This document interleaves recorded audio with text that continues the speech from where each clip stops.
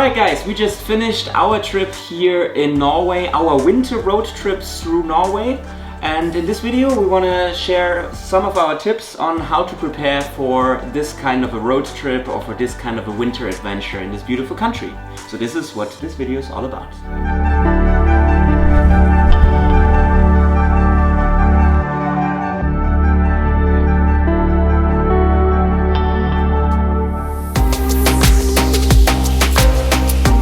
Started with our trip. We were basically traveling Fjord Norway and Northern Norway. So we did about 2.5 weeks, I'd say, in total. We started in Stavanger, we flew in from Hamburg, and then we drove up along from Stavanger. We rented a car in Stavanger, and then we drove up through Oda, and then Oda up to Bergen. Bergen, we flew to Buda. Buda, then we took the ferry over to Lofoten. So that's over the course of 2.5 weeks. That's in short, our itinerary. Let's talk about visa and entry requirements. Very easy, just come on over. Yeah, actually Norway is not an EU country, but in matters of entry requirements, it's pretty similar. So you had visa-free entrance, I had visa-free entrance as a German, and this is mostly the case. You have like visa. You can stay visa-free up to 90 days in the country, which makes it very easy to travel to Norway. Yeah, very easy, very seamless process to get in and out. How to get around. There are several options on how to get around in Norway. We did a combination of everything. So we flew in, we flew within the country in order to get the Lofoten into our trip, and we rented a car. So basically renting a car gives you the full independence and you're free to do whatever you want. You can go to viewpoints and you're basically the master of your own trip. But there are also other options. So you could, for example, fly into a city and then do a tour. You can do a fjord tour, you can do a hike. Depending on which region you are, there are several tour options offered in the area around Bergen. You can hike up basically right in the city. You can hike up the mountains which are in the city, or you can take a train out to Myrkdalen and ski there. Maybe have a little transfer from the train station to the ski resort. Those combinations are actually doable all throughout the country. Rental cars. Rental cars. Let's talk about it. Yeah, so we rented a car in Stavanger for the first 8 days, and that was roughly, you spend between about $300 to $350. We went with a small SUV just because it was the winter time. We weren't sure of conditions, so we wanted to be sure. And we loved it. That was a great way to do it, and you just book online. I think I found it on rentalcars.com. Make sure you check all the different things. There'll be some links in the description of this video, I'm sure. But shop around, and then for the second leg of the trip in Lofoten, we highly recommend, if you do rent a car, which you should, there's a bunch of different islands to check out, that you should rent your car in Buda. So if you fly into Buda, wherever you may be, from Oslo or from Bergen, most likely, then you can rent a car in Buda and then take it right on the ferry with you. Again, that's about the same price. We spent about $300 and something for that. And that was, I booked that just about a week beforehand. Yeah. So on the winter time, if you're coming here, you might want to get a car in Buda because the car selections, we'll say, here for the winter time aren't the best. So make sure you get a proper SUV with four-wheel drive, all-wheel drive if possible, and it's a good way to go. And make sure you have the right insurance, because the weather conditions in winter here can be really rough. Yes. We actually met a group of girls and their car door was blown off by the wind. Yes. So hold on to your door and have the right insurance. And also, speaking of spendings, you should always consider that you, of course, need to factor in gas. And the gas prices here in Norway are quite high. Like everything here in Norway. Oil here. It was about 140 or 160 per liter. So €1 50 cents roughly per liter. Yeah. And that adds up quickly because we had some mileage here. Yeah, anywhere between, every time we filled up, it was between 50 and 70 US dollars. Let's speak about road conditions and driving in Norway. You have quite a combination of things here, right? Yeah. So you have tunnels. Lots of tunnels. Switchback roads. Lots of switchbacks. Big highways. You have a few small, narrow streets along fjords. A lot of those. And you have to deal with, here at Lofoten, with bridges, and on these bridges it can be really windy, so you should always drive carefully. And in wintertime, snow and ice. How was that? A lot of snow and ice, and slush. Slush really makes you slide around, as we found out firsthand. But I mean, this isn't to discourage you from coming here or to travel here. I mean, it's an amazing place, and as long as you're cautious with your driving, as you should be anywhere, I would make sure that you're aware of how to drive in snow. A lot of people are. We actually met a group of girls from southern Spain. Shout out to those girls if you're watching. They were going up the mountain to a lookout that we went to, and they were stuck about halfway up, and they didn't realize that there would be snow at the top, and they weren't sure how to drive in snow. So make sure you know how to drive in snow if you're coming here. At least be aware, or at least maybe test it out before you get in the car and start driving around. Because again, like Steve said, there's a lot of narrow roads and a lot of huge trucks coming down those roads. So you have to be comfortable with it, or else you can get hurt. Routes and itineraries. As we mentioned, we've been actually 3 major spots with Stavanger, Bergen, and the Lofoten. And okay, Odda in between, and Myrkdalen, side trips.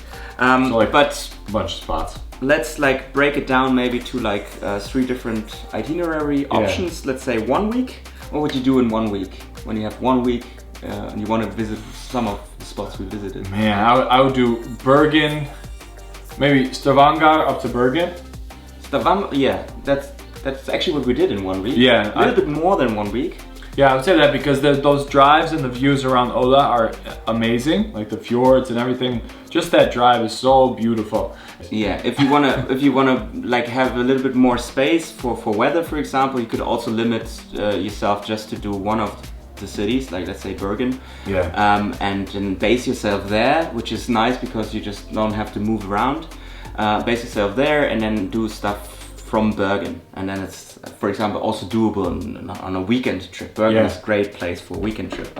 For 2 weeks, you can add a little bit more. Like we did, for example, the skiing in Myrkdalen. Yeah. In Odda, we did the hike to the Trolltunga, which is that's a full day, 12 hours. And then if you stay in Odda, that's pretty good. We actually stayed a good amount away in Jondal, so it was a long trip back and forth, which took up a lot of time, but yeah, you can do that. So yeah, 2 weeks gives you more opportunities to, for example, you could also do a little fjord cruise. You can just add more tours to your trip. There's a lot to do in that area, especially if you're into hiking and the outdoors and trying good food and stuff as well. If you want to do Lofoten, I would say a little bit more than a week is needed. If you just do Lofoten, because you need to fly into Bodø, take the ferry over. This is already a full day of traveling, and also on the way back, in order to save the money for the rental car, and then to have some days to also wait out the weather, because if you're coming the winter time, and then also in the summer, maybe you want a few extra days to wait out the tourists or people like that. But I think you can do definitely down in this area, where the most iconic places in Lofoten are down here in the south of the island, around Reina and Å.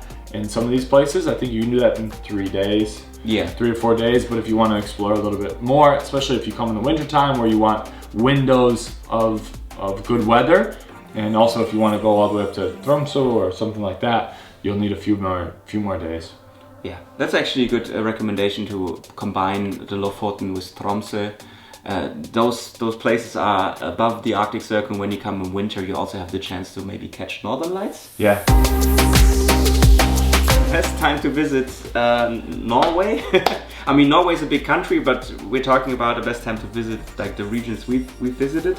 I mean, obviously we were here in March, So for like winter, if you look also to do Norway in winter, I would highly recommend to do February to March, because this is the end of the winter. So a lot of these hiking paths are actually opening. You still need a guide, but this is when they actually start guiding, because they get visitors to do that. Yeah. And it's not the depth of winter, so it's not crazy difficult to get to places. A lot of the main roads are open, and it makes it easier to move around. If you want to have summer experience, the best time to visit Norway is between June and August, but it also means there are a lot of tourists here. I can only imagine how the Lofoten, or like the places Bergen, Odda, how those roads must look like in the summer, because we didn't meet people. There was nobody on the roads, and I could just imagine them, especially here around the Lofotens, and these narrow roads. And we saw a couple of photography tours, but it gives you more options, for example, to do hikes. I mean, the Trolltunga hike you can actually do without a guide in summer. There are several other hikes which are only accessible in summer. And of course here in the Lofoten there are like so many hiking opportunities, but it's very steep, so in winter you can't really do that without being in danger of avalanches or something like that. I would do like September, May or September, those shoulder months, I think. If you want to do good hiking. Yeah, that's a good way to combine it actually. You still have good weather, but you have less crowds, because this is usually the time when people are not on vacation anymore, where they send the kids to school. So May and September, probably good inside tip. Northern Lights though? Northern Lights is now. Now, of course, only when it's dark. In summer season the sun hardly sets, so this is why you can't really see Northern Lights, because you need a dark sky. So the time is now for Northern Light. Actually it starts early, it starts already actually in October and lasts until February, March, depending on where you are. Of course you need to be higher on the map than Bergen, because there's only this window where you can see the Northern Lights between, I would say between Bergen and Tromsø is a really good spot to see Northern Lights, and of course the Lofoten. Weather and what to pack. I mean, we're talking about the winter. So I would say it's pretty easy, because we actually did a video about what to pack for Iceland. Yeah, it's very similar. I think, what I packed for this trip was pretty similar to the Iceland trip. I think the biggest thing I would recommend, that I brought regular hiking boots, and for some reason I didn't bring the waterproof boots that I used in Iceland because of just travel schedule. I would say the number one thing is good waterproof boots. You know, those rubber duck boots or whatever those may be. And then some nice smart wool socks, some nice thick socks, especially if you're coming this time of year, obviously. And then layers, a really good waterproof jacket, hats, gloves. Long underwear. Long underwear. And then you just layer up as the temperatures fall. Yeah. And for hikes too, especially like Trolltunga and stuff, that's a whole other beast. I mean, those that want to camp out there to possibly get the right photos and spend more time up there, which is beautiful. I would love to come back in the spring or summertime and hike and stay overnight there. I think you want to bring extra change of clothes on some of these hikes, because you're going to get sweaty, you're going to get wet, and I wish that I had more changes of clothes at Trolltunga. When we reached the peak, I wish I would have changed in dry clothes and then hiked back. Yeah, and speaking of the hike, a good thing to always bring is a water bottle, because you can actually drink the tap water here. It's very fresh. You can even drink the water from the streams when you do a hike like Trolltunga. So bring your water bottle, and that makes your life much cheaper. Yeah. Let's jump right to prices in Norway. Okay. That's one of those topics which is discussed a lot, because Norway is one of those destinations which is expensive. This is why we actually did it after Iceland, because it's a similar kind of experience from the landscape, but also in matters of how costly things are. How about food and drink? So, for example, you can get a good hot dog in Bergen, one of the famous places. I believe that's $7 for the big hot dog. That's a steal. For a sausage. That's actually probably the best meal going. a cinnamon bun, quote unquote, world's greatest, in Unstad here in Lofoten was $16 for a cinnamon bun. Fresh, very delicious.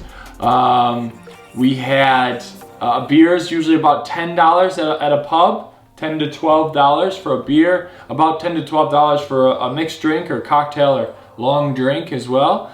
And then, I mean, what is a good tip is to do it like the locals do. For example, today we were going for a lunch or dinner buffet, and it was about $30, and then you have like all you can eat. So that's a really good deal. Yeah. Otherwise, yeah, for dinner at a restaurant, I mean, we were eating Thai now and then because those are actually the cheaper options to eat the Asian cuisine. Which even still was $17 for an entree. We had spring rolls that were $10 for 2 little spring rolls. So yeah, that food isn't cheap. I mean, grocery shop, just like we told you guys in Iceland, grocery shopping is crucial. Speaking of cooking your own food, we can directly jump to accommodation. Actually, on this trip, we partnered with Vrbo, and they've set us up with all of our different accommodations throughout the trip, from the houseboat in Stavanger to the cabins here in Lofoten to the little cottage up in the middle of the woods outside of Oda. It's been an incredible experience being able to kind of having a home base besides just hotels and things like that, where we can really set up shop. And then also it saved us money because we can cook a lot as well. We've cooked most of our 80% of our meals here. So that was very helpful. But on top of that, there's still the hotels options. There's hostels in all the major cities. Yeah, hostels, for example, even here in this tiny village of there's a hostel. If you travel, if you don't travel alone and you have a group of friends or a good buddy, yeah, then it's always a good option to have like a bigger space. Also, what I found to be really cool is that we are actually staying in places which also have a little bit of a history. For example, right now we're staying in this fisherman huts. This is for traveling fishermen. So to give you an idea, for example, this place was about $200 a night, and it has 1, 2, 3, 4, 5, 6 beds plus couch, I believe, that turns into a bed. So if you're here with your family or a group of friends, it is definitely the most economical choice. We cooked a lot in these cottages, but also, of course, we also went out to get food, especially Bergen. Yeah. You have been on a little food hunt in Bergen, actually. So what can you tell us about the Norwegian cuisine? What to expect? What should you eat here? So the most famous thing, obviously, is the fish. I mean, you come to Lofoten and it is cod for days. It's cod everywhere. It's cod out of control. And it's god damn ridiculous how much cod there is. But the seafood as well. So salmon is a big place. Smoked salmon we had for breakfast a lot in the different restaurants and the different accommodations that we had. On top of that, there was fresh salmon down at the public markets. Fish soup is absolutely delicious. Must try. Must try. Stavanger, you have just exotic game like moose and reindeer and whale. We had some delicious whale stew. I've had reindeer sausage. There's been meatballs, smashed peas. We had fish pies. There's a lot of different cuisine to try here. And on top of that, one of the most interesting that you have to try is brown cheese. This guy fell in love with brown cheese. Oh yeah, brown cheese. cheese. It's like if cheese and caramel had a baby, it would be brown cheese. Oh. As you see, this guy knows everything about food, so check out Gareth's channel for all the food recommendations in Norway. And with that, we're actually at the end of this little video about our travel tips for traveling Norway in winter time. As always, I wrote a guide, a related travel guide to that, which you can find in the description box down below. Make sure to check out Gareth's channel. Comment, subscribe if you haven't done any of that good stuff. Thanks for watching. Skål! Mazel tov.